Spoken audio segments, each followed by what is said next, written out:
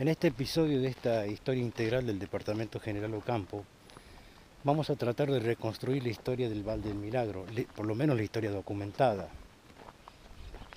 También les quería pedir que se suscriban a nuestro canal aquí abajo, no tiene ningún costo. También pueden activar una campanita que hay allí, lo cual les va a avisar cada vez que hay una novedad en nuestro canal. La idea es que este canal siga creciendo y que se convierta con el tiempo en un foro de participación, así entre todos podemos reconstruir la historia de los sitios de la ocupación en todo nuestro departamento.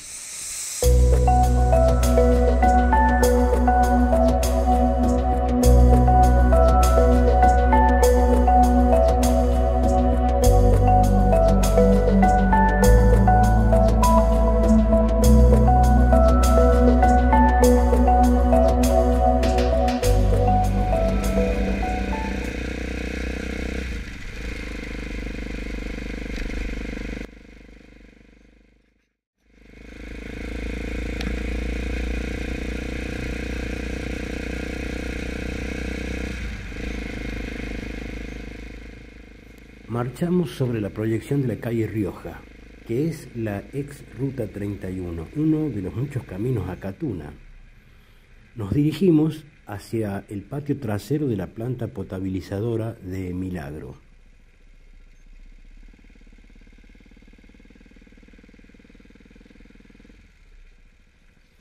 En 1939, Juan Simón Flores, que era hijo de un inmigrante sirio-libanés, escribió un libro de relatos costumbristas que se llamó Valle del Milagro.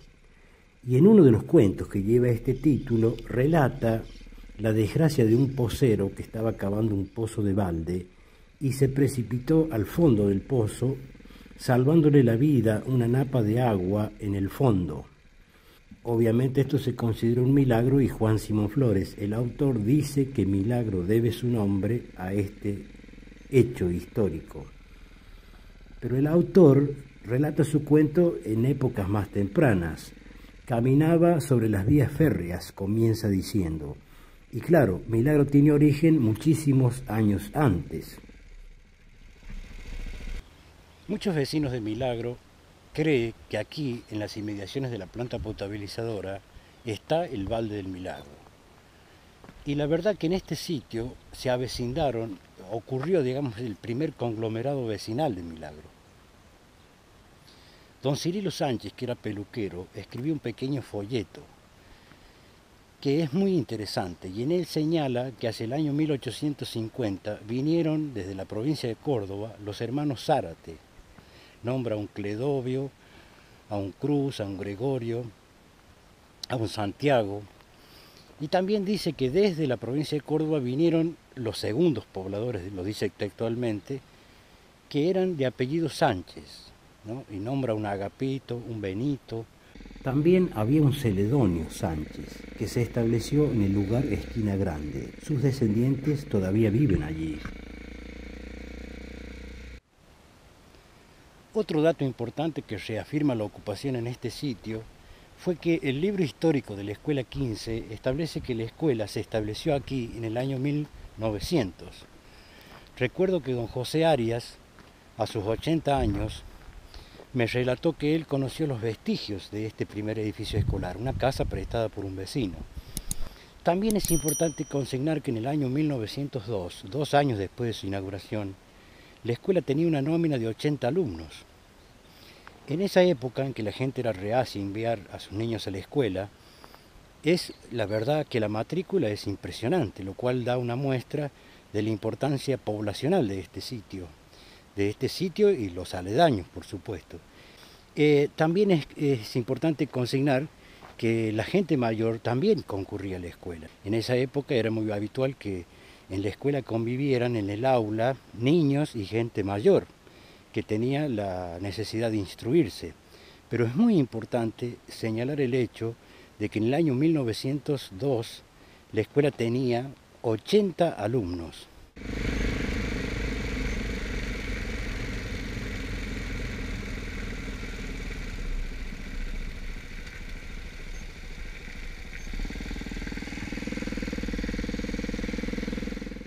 Volvemos sobre nuestros pasos para ubicar otro sitio interesante. Primero, obviamente, tenemos que pedir permiso a la familia propietaria.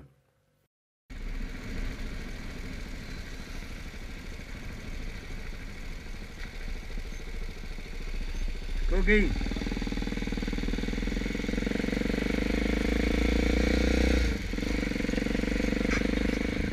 Este camino también iba a Catuna. Por ejemplo, sobre el lateral norte del campo de fútbol del Club Sportivo Milagro, también había otro camino a Catuna. Es decir, los caminos a Catuna durante los años fueron numerosos, hasta que finalmente se construyó el asfaltado, que es el que actualmente une estas dos principales poblaciones de nuestro departamento.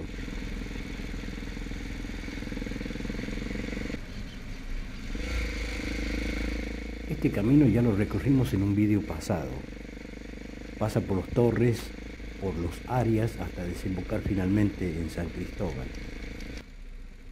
Un charco de agua. Bueno, no es por lluvia, es la pérdida de una manguera de abastecimiento, por si alguno cree lo contrario.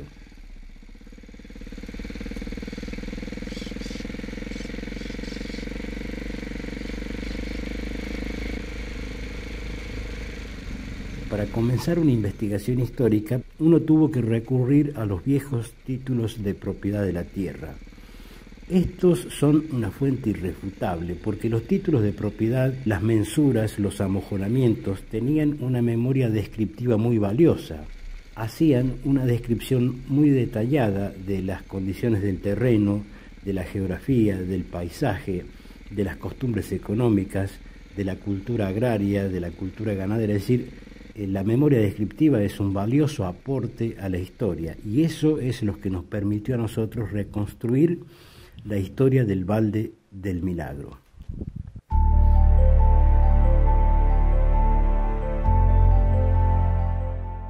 Si ubicamos el plano de la Merced Valde del Milagro sobre la traza actual del pueblo, esta sería su ubicación correcta.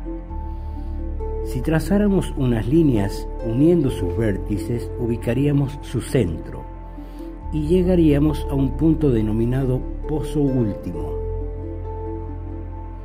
Veremos que aquí se sitúan los antiguos Valdes del Milagro, según el título de cesión.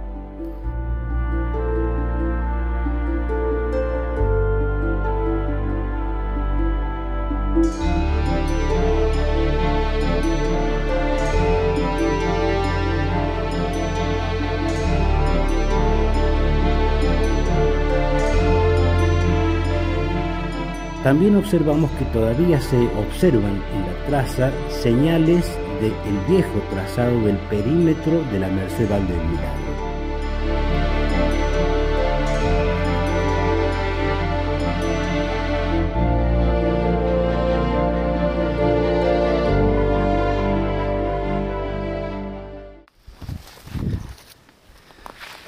Vamos en busca del sitio denominado Pozo Último.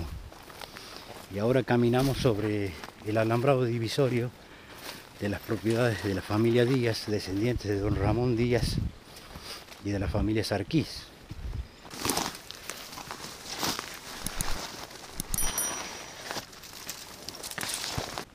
Estamos ubicados en la desembocadura de dos ríos muy importantes del departamento.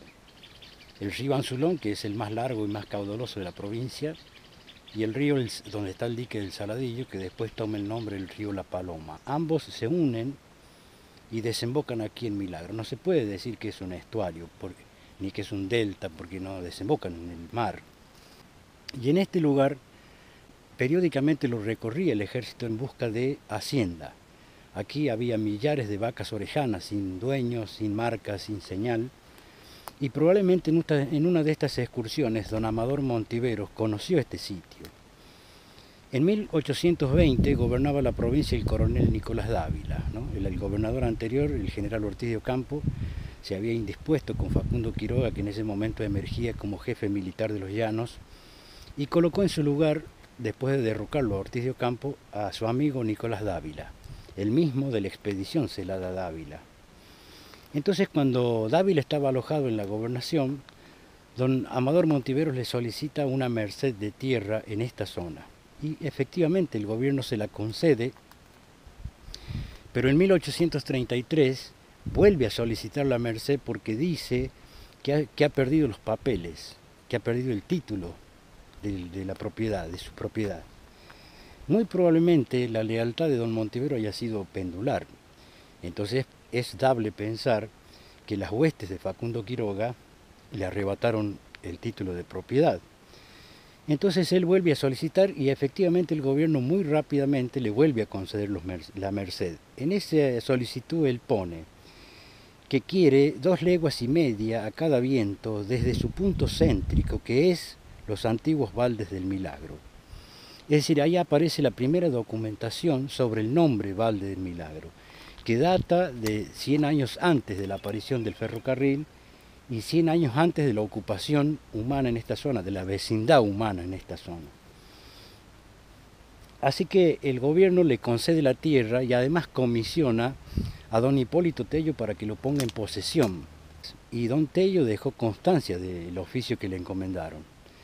Y dijo que a las 10 de la mañana, como ahora, en un día soleado y claro, como ahora, puso en posesión a don Amador Montiveros de su propiedad. Lo tomó de la mano y le señaló los límites de su campo. Era una ceremonia como que heredamos, una especie de ritual que heredamos de los españoles. ¿Quién era don Hipólito Tello? Don Hipólito Tello vivía en Ámbil. Era el dueño de la Merced Bajo de los Melados. 111.000 hectáreas. Había sido gobernador de La Rioja 2 veces. Una vez mientras Facundo Quiroga estaba vivo y después en 1840 gobernó la provincia también por un extenso periodo de 2 o 3 años en una provincia altamente convulsionada.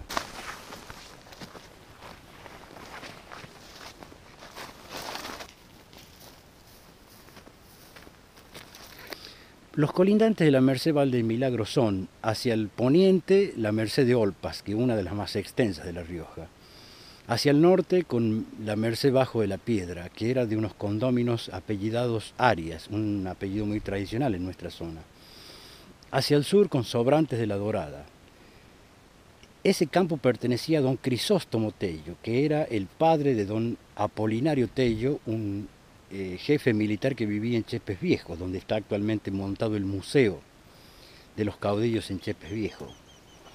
Y hacia el naciente lindaba con la Merced Pozo de la Brea, que era del teniente Justo Salazar, que tiene descendientes en Milagro todavía. Ahí encontramos que el capitán Amador Montiveros, el teniente Justo Salazar, el ex gobernador Hipólito Tello, toda esta gente tenían vinculación con el poder militar, que veía con buenos ojos el establecimiento de estas estancias para domesticar hacienda vacuna. Obviamente que la merced es un regalo. Merced quiere decir que la provincia le regala tierras fiscales a un vecino. Y eso se sobreentiende que hay que hacer una contribución, que sería vacas y caballada mansa al ejército para sus campañas militares. Con el tiempo, la merced se va subdividiendo a medida que los legatarios van vendiendo derechos. Así, en el año 1890, don Daniel Tello, que vivía en Catuna, compra una porción de la merced y él es el que dispone el deslinde y el amojonamiento de la propiedad. Efectivamente se comienza a hacer el trabajo y se lo jalona a este sitio que se llama Pozo Último, luego vamos a explicar por qué. Se pone un mojón de 1 metro de alto, tallado en piedra de forma triangular, y 3 por cada costado. En el año 2010, cuando don Ramón Bailón Díaz, tenía 80 años, me acompañó a este sitio para indicarme dónde estaba el punto exacto, donde él conoció los vestigios de una casa del estilo chorizo, y que también conoció, cerca de un centenario mistol, un mojón de piedra, tallado de forma triangular, porque la descripción del amojonamiento de la propiedad dice que se va a establecer un mojón en el centro, que es los antiguos Valdes del Milagro, y 3 por cada costado. Don Díaz conoció 2 de estos mojones, el que estaba ubicado aquí en el Pozo Último y el que estaba ubicado sobre el pasonivel sur del pueblo de Milagro. Al momento de mensurar esta propiedad, el hombre describe que había aquí grandes higuerales, duraznales, y que el poblador había empezado a plantar vid, es decir, uva. Esto da una muestra de la fertilidad de la tierra cuando en esta zona había un criterio agrario de trabajo. Después nos inclinamos por la ganadería, pero mientras el agua venía a esta zona antes de la construcción de los diques, la gente tenía una cultura agraria, ¿no? Y este es el caso. No era ningún distraído don Montiveros, eligió el lugar más fértil, ¿no?, de la zona. Este árbol, de todos los que hemos ubicado en este sitio, tiene las señales claras de ser uno de los más viejos de la zona, por lo tanto, seguramente ha sido testigo de los hechos que describimos. Obviamente que don Montiveros cometió un yerro con establecer su vivienda aquí tan cerca, tan a la vera del río. Estos ríos con las lluvias torrenciales, imagínense, antes de la construcción de los diques no había contención, entonces muy probablemente en algún periodo haya sufrido una inundación. Por eso la ocupación no ocurrió aquí, en el centro de la Merced, que es el Val del Milagro. Los vecinos se fueron más al sur y establecieron su vivienda cerca de la planta potabilizadora, lejos del cauce del río. Después, en un video exclusivo, vamos a hablar del poder de este río cuando las lluvias son torrenciales, cuando llueven más milímetros de los que tenemos acostumbrados. Bien, en este sitio, vuelvo a decir, don Amador Montiveros se estableció en el año 1820, y cuando él solicita que le vuelvan a dar la merced de 1833, dice y cuenta que tiene la casa, que tiene corrales, que tiene ganado mayor y menor y que tiene un pozo de balde. Y aquí viene algo muy importante. El hombre cavó un pozo acá a la vera del río y es, como la gente dice, un sumidero del río. Y él consigna que le duraba el agua 6 meses en una zona donde las lluvias son escasas. Entonces él cavó este pozo después de cavar otros varios, por eso él, entre los familiares, el pozo último, es decir, donde cavó el último pozo. Por eso ha perdurado en la población el nombre Pozo Último, pero la verdad que este sitio se llama Valde del Milagro.